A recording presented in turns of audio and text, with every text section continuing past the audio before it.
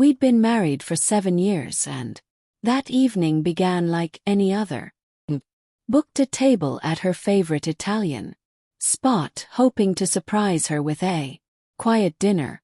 She appeared distant the entire time, barely touching her plate, eyes darting between her phone and the or. I tried brushing it off, thinking maybe she was just worn out from work.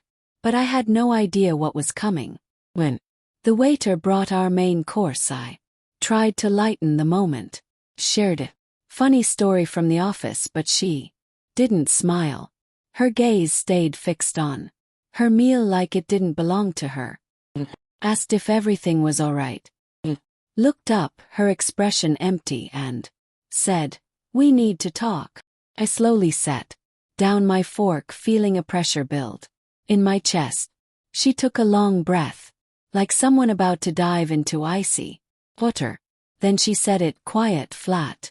"I'm seeing someone else." There was no echo. The words hit hard, solid, and undeniable. I stared at her, unsure if heard right. For a second I just froze. The world didn't shatter like in films. Simply shifted, subtle kilter. I watched other people around us laugh and eat, as if our world hadn't just been split in two. Picked up my water, took a sip, and replied, "Good to know." That's all I could muster. She looked thrown off by how come I was. Maybe she thought I'd yell, cry, something. But I had nothing left to give her. The distance between us had been growing for months. Long nights, short replies, avoiding eye contact. Part of me already knew. She began to talk, said it just happened that they connected, that she never meant to hurt me. Her words felt scripted, like she'd rehearsed them. I nodded, not out of agreement, but to let her keep going with her scene. When she finished, she stared at me like she needed permission to walk away, to let go of her guilt. Didn't offer it. Instead, I folded my napkin, placed it neatly beside my plate, and said, "I hope he's what you're searching for." Her eyes clouded with something like remorse, but not enough to take it back. We sat in quiet until the check came. I paid without a word.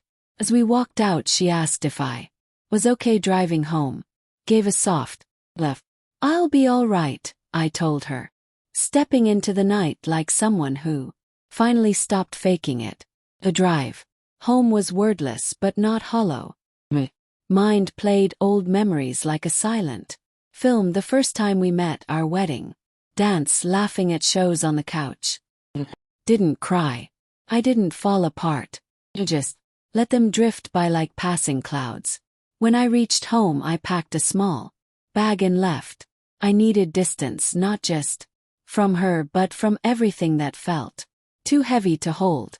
I stayed with a friend, and for the first time in ages, I slept without glancing at my phone. In the days that followed, I didn't reach out. She messaged once or twice, but I didn't write back. There was nothing left to say. She'd made her decision. All that was left was mine. 2 weeks later, I filed for separation. She didn't fight it. Maybe she felt relief. Maybe she had already left long before that night. Whatever the reason, I felt a weight lift.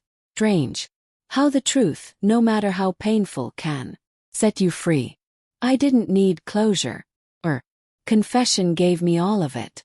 No morning I wake up breathing a bit easier, knowing the deception is behind me and I don't have to share my life with someone who didn't honor it.